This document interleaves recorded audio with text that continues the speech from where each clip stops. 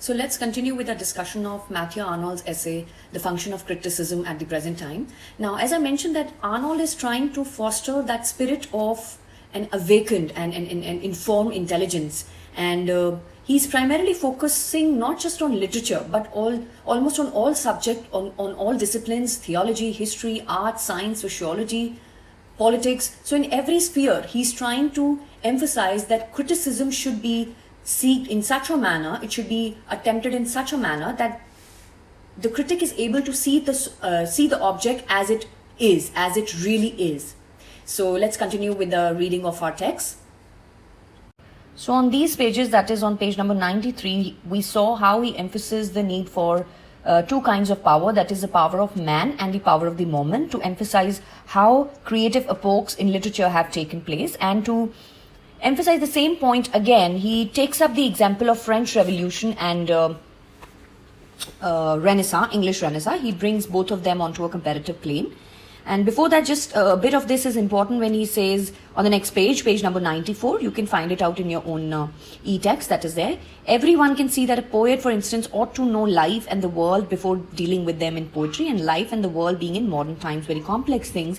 The creation of modern poet to be worth much implies a great critical effort behind it, else it would be comparatively poor, barren. So here he takes up next, after explaining that a poet needs to have a complete idea of the world in which he is living, he takes up the example of Goethe and Byron, and he says that both Goethe and Byron, they had great productive powers, they had both great creative powers, but Byron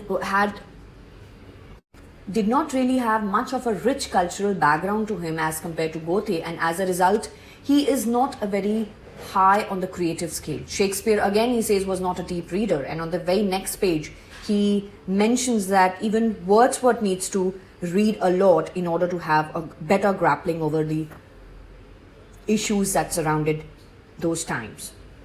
So on the next page, you can see I have marked these lines. Wordsworth cared little for books and disparaged Goethe. I admire Wordsworth as he is so much that I cannot wish him different, and it is vain, no doubt, to imagine such a man different. But surely one thing wanting to make Wordsworth an even greater poet is that his thoughts are richer and his influence of wide application was that he should have read more books, among them, no doubt, those of Goethe, whom he disparaged without reading them. And if you remember in the last discussion, I also mentioned why there is a need for a poet to be well-read, or for any creative artist for that matter, if they're attempting literature, why they need to be well-read. Because if they're able to create that atmosphere in mind by a wide range of reading of books, then the better it would be. It will give the poet, the writer, the artist, a grappling with the context in which he is writing, yet at the same time resigning from that outside context and then taking himself inward and introspectively to be able to think of his piece of art. So in the next line, that is of creative epochs, again he keeps on describing how England of Shakespeare and then Greece of Pindar and Sophocles, they had the highest creative powers. You can read these ones as their own. And he says books and reading enable those who are not living in those best of the times, for them, books and reading may enable them to construct a kind of semblance in their own mind. So even if you're living in the most turmoil and in the most chaotic times, what you can do with the construction of your mind is you can, with the help of books, read and create a semblance, almost a kind of resemblance of that peace and harmony in your head, and further create your piece of art. And this is what happened. This is what happens when creative artists, they are not well read. They are simply limited to the emotional element of an impulsive part of that writing, which he accuses many of the romantics as such. And on the same page, only these lines are important. That is the middle of the paragraph. We can read it. This is by no means an equivalent to the artist for nationality diffuse life and thought of epochs of Sophocles and Shakespeare. But besides that, it may be a means for preparation for such epochs. It does really constitute, if we may share it, a quickening and sustaining atmosphere of great value. So he took up his example of the comparison of French Revolution and English Renaissance in order to explain how creative epochs emerged. And he says that there was essentially one big difference between the two. That difference was French Revolution turned itself from the intellectual movement, it turned itself into a political one, while English Renaissance, it exhausted itself in all branches of field, in almost all disciplines, in all explorations, and what emerged was ultimately the optimum form, the optimum value of each of these pieces of art, and of course in sciences as well. So he says that French Revolution was certainly a watershed event. It was certainly an important event in the modern European history, and obviously it began in 1789, it ended in very early 1790s, and it certainly brought that declaration of the rights of man and of the citizen, and it adopted the democratic principles, those democratic principles that were ultimately grounded in the philosophical and political ideas of the Age of Enlightenment and the thinkers related to the Age of Enlightenment, for example, Jean-Jacques Rousseau. But majorly, French Revolution failed to achieve all of its goals, and at times it even slipped into violence, it even slipped into chaos, and a lot of times, the actual violent bloodbath took place. So, what point he's trying to draw out here is this reawakening happened at both these two eras and both these places, and we are talking of the English Renaissance, not the European one. It is true that Renaissance emerged from Europe. It ultimately began from Florence, and then it spread out to Italy. Then from Italy, it spread out ultimately to all of the Europe, and from Europe, it came down to England. But we are taking as an example of, because we are discussing the creative epochs, we are talking of English Renaissance here. Creative epochs, so Elizabethan times were the one where creative artists like Shakespeare emerged, and that is why it was at its peak in terms of the creative epochs, right? So we are taking up particularly the English Renaissance as to be the comparative, onto the comparative plane with French Revolution. Now he complains, Arnold complains that French Revolution that began with the intellectual, with a lot of many of these competing discourses that emerged primarily as intellectual discourses, intellectually stimulating discourses, but it soon found itself caught in the web of politics, and ultimately it lost its purpose, completely lost its purpose. And English Renaissance, on the other hand, focused itself on humanist concerns. Shakespeare very famously said in Hamlet, and if I quote what he said, "What a piece of work is man, how noble in reason, how infinite in faculties, in form and moving, how express and admirable, in actions, how like an angel, in apprehension, how like a god."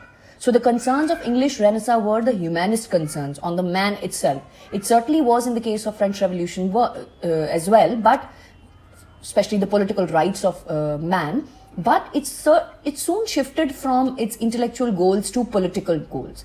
And even those political goals could not be achieved in the first place. So it got shattered as a movement, and certainly new philosophers emerged, new philosophies and modern day ideas that we see today, they certainly emerged. But ultimately, it could not achieve its own political purposes.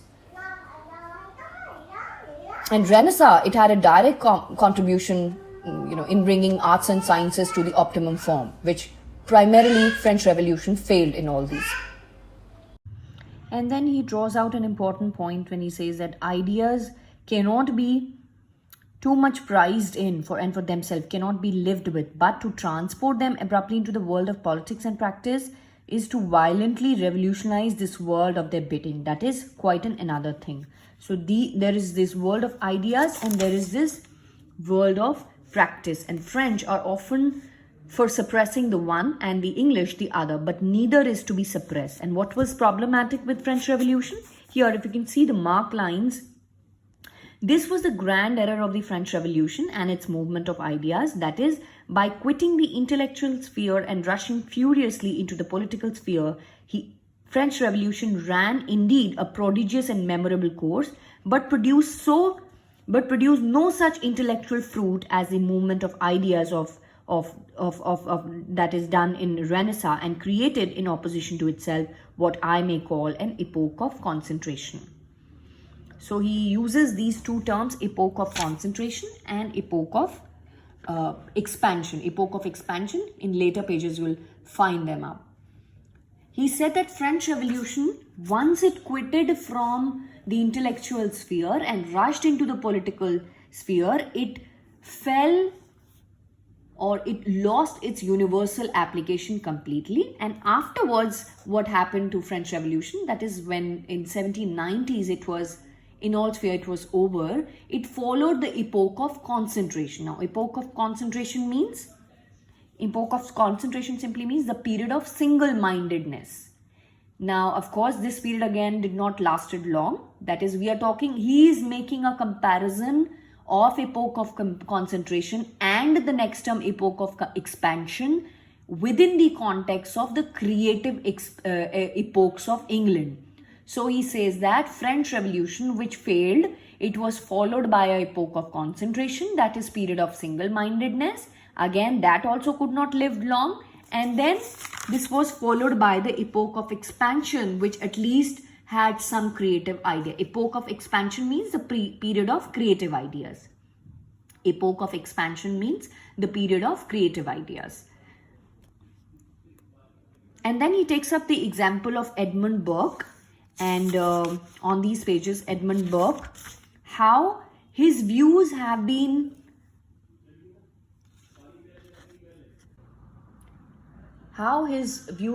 great, his ideas were great and they were well appreciated, but again they were biased as they combined politics with thought. Now, if you remember, when we read Shelley's A Defense of Poetry, Percy B. Shelley, accused and reprimanded some of the rationalists as to achieving only a limited goals. If you remember, and if I take up the exact quotes, that is there on page number 15 of Shelley's A Defense of Poetry, paragraph number 36. Paragraph number 36 of Shelley's Defense of Poetry. He says that the exertions of Locke, Edmund Locke, Hume, Gibbon, Voltaire, Rousseau and their disciples, they all certainly favored the oppressed. They all certainly brought out the exploitation onto the forefront and they brought out and they favored the oppressed. And they're certainly entitled for a gratitude. They're certainly entitled for gratitude from the entire mankind. But in a way, they deluded humanity. Why they deluded humanity? Because he says a little more nonsense could have exceeded a few more centuries. And then what? It might have been a moment when there was no moral upgradation. And then particularly he takes up these lines and says, but it exceeds all imagination to conceive what would have been the moral condition of the world if neither Dante, Petrarch, Boccaccio, Chaucer, Shakespeare, Calderon, Bacon, Milton, they had ever existed. So, and if you remember, I mentioned clearly when I was discussing paragraph number 36, he accused these men of the rationalists of the exertions of Edmund Burke, Locke, Hume, Voltaire, Rousseau, and all his disciples and all the philosophers that followed these line of thoughts. And they certainly did a great work in terms of introducing the ideas of oppression, in introducing the need for equality, or to the all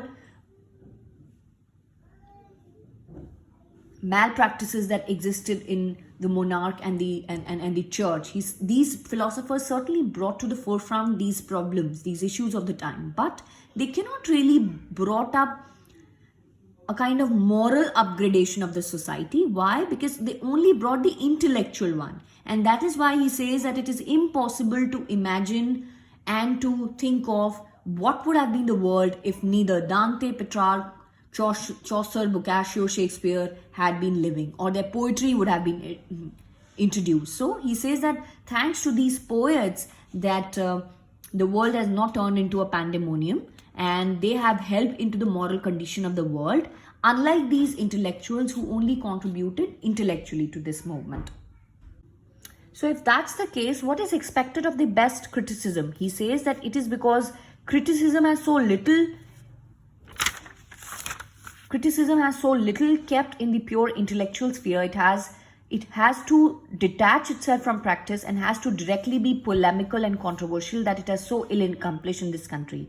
Its best spiritual work, important lines, its best spiritual work, which is to keep man from a self-satisfaction which is retarding and vulgarizing.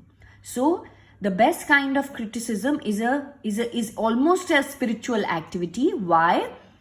Because once the creative artist achieves his goal and produces a piece of art, and even if it's of utmost quality, then it might make the artist as self-satisfactory. It therefore make them complacent towards their own work. And it is here that he says that criticism should be implied in such a manner, or it should be implied because it keeps a man from this complacency which is retarding and vulgarizing, to lead him towards perfection by making his mind dwell upon what is excellent in itself, and that the absolute beauty and fitness of things should be visited and revisited again. So the idea is, criticism is important because it keeps the artist on its toes. It keeps the artist, as a result of his own work, a kind of revision to his own faculties, and by not making him further complacent towards his work. Now, after these lines that we have already understood, let's move a few pages. And then on page number 111, at the end of it, he says, now what is expected of criticism? This is again quite vaguely and in very colloquial terms it is being written, but at least we can give it a reading. What is expected of? Criticism must maintain its independence of the practical spirit and its aim. This is again the reinforcement of the first argument that he made, the object as it really is, the aesthetic object as it really is. So the critic must first of all focus on the object as it exists rather than the practical side of it. The criticism must maintain its independence of the practical spirit and its aims. Even with well-meant efforts of the practical spirit, it must express dissatisfaction. If in the sphere of the ideal they seem improvising and limiting, it must not hurry on the goal because of its practical importance. Again, emphasizing too much on the external context or the outside what exists, the practical spirit of it should not be put a lot of emphasis on. It must be patient and know how to wait, and flexible and know how to attach itself to things and how to withdraw from them. It must be apt to study and praise elements that for the fullness of spiritual perfection are wanted. That is, if it is able to come at least nearer to that essential truths of humanity or the spiritual perfection, if it wanted, even though they belong to a power which in the practical sphere may be maleficent. Even though these so-called maxims and truths, they are regarded as insufficient, they are regarded as maleficent, they are regarded as not needed or having no utility purpose in the practical sphere, even then they must be found out through the criticism. It must be apt to discern the spiritual shortcomings. It must be apt to discern the spiritual shortcomings, if it exists, or illusions of power that in the practical spheres may be beneficent. And this without any notion favoring or injuring in the practical sphere one power or the other, without any notion of playing off in this sphere one power against the other. By practical spirit he also means, or in the practical sphere he also means, instead of being personal and attacking the poet or the creator or the writer or the author or the creative artist of all other things barring that work. So these things should be completely avoided. Then on the next page, that is on page number 114, at the end of the paragraph, he describes the definition or the expression of criticism. He says, it is a disinterested endeavor to learn and propagate the best that is known and taught in the world. How much of the current English literature comes into this best that is known and taught in the world? Not very much, I fear, and you can read it further. So having explained what is the nature of the critic or his thinking or his work, he says that a critic must maintain the position of disinterestedness, that is, this disinterestedness, that is, keeping aloof from the practical views of things, or keeping aloof, keeping themselves away from the practical outlook of what is existing outside. Only when you restrict yourself from the outside influence or from the outside context, only when you resist from emphasizing too much on the outside outside matter, only then can you put your energies onto finding the spiritual shortcomings or the spiritual advantages found in a piece of work. So he says that the critic must keep aloof from the practical view of things so that he can know the best that is known and thought in the world, and in its turn making this known to create a current of true and fresh ideas. Then on the final concluding pages, he says, I conclude with what I said at the beginning. To have the sense of creative activity is the greatest happiness and the greatest proof of being alive, and it is not denied to criticism to have it. But then criticism must be sincere, simple, flexible, ardent, ever widening in its knowledge. Then it may have in no contemptible measure a joyful sense of creative activity, a sense which a man of insight and conscience will prefer to what he might derive from a poor, star, fragmentary, inadequate creation. And at some epochs, no other creation is possible. So what is expected of a good review or a good criticism? Now, if you remember here, let me take a quick recap of when I explained about the background of William Wordsworth, or when we were discussing of P.B. Shelley or the Romantic era in general. If you remember, I told you many of these critics who have in the Edinburgh Review, in the British Quarterly Review, they have accused, they have condemned these poets of what not. They have even labeled them with awkward names. There was this name calling and unethical practices of labeling them into certain groups. Cockney School and whatnot existed, and they all were published in such important newspapers and such important quarterly reviews. For example, the Edinburgh Review or the British Quarterly Review, and even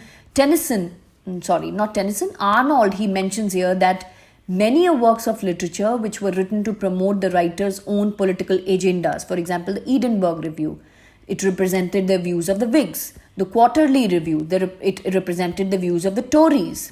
The British Quarterly Review, which represented the views of the political dissenters. So in a way, just as in India, we see many media partners or many newspapers and other print and other modes of media, they are divided into various political parties and they openly claim for it, and they support or disagree with whosoever comes up with a particular ideology. Similarly, there exist these kind of newspapers in those times as well, and they openly criticize even the poets who were writing in a different vein, right? And as I mentioned, that Edinburgh clearly had the Whigs outlook, or the Quarterly Review clearly had the Tories inclinations, and then the British Quarterly Review clearly had the views of the political dissenters. And I think Arnold also takes up the example of Times, which represented the views of the Englishmen, the rich Englishmen, right? So he says that there is a need for these. Okay, I need to find it out in which pages he says. Oh, when you're going to give it a reading of it, you'll find in one of these places he mentioned about Edinburgh Review and mentions about Times and British Quarterly Review. You can have a reading of it. And on the other hand, he even criticized some other critics that existed. Or they said, we are providing the constructive suggestions. As for example, he takes up the example of Bishop Colenso or Miss Cobb. These are under the garb of giving constructive suggestions or constructive criticism, also pointed out their own ideologies, their own personal inclinations, their own personal partisan outlook. And he mentioned that the critic must be way ahead than these practical spirits, than these own selfish practical spirits, in order to emerge as a good critic or present the aesthetic piece in its totality. What is to be found out in these aesthetic pieces? How well they fare onto the spiritual scale, how well they fare onto the or whether they have certain spiritual shortcomings, or whether they have certain other spiritual truths being revealed, or those other truths of humanity. This is what is expected of an aesthetic piece, and it must be studied in itself. The object must be studied in itself. That is ultimately the goal of it. And at the end he also says the epochs of Aeschylus and Shakespeare make us feel their preeminence. In an epoch like those, it is no doubt the true life of literature. There is of promised land towards which criticism can only beckon. That promised land, it will not be ours to enter. We shall die, and we shall die in the wilderness, but to have desire to enter it, to have saluted it from far already, perhaps the best distinction among contemporaries, it will certainly be the best title to esteem with prosperity. So that's how he closes his argument from where he begun already. 2-3 arguments he made.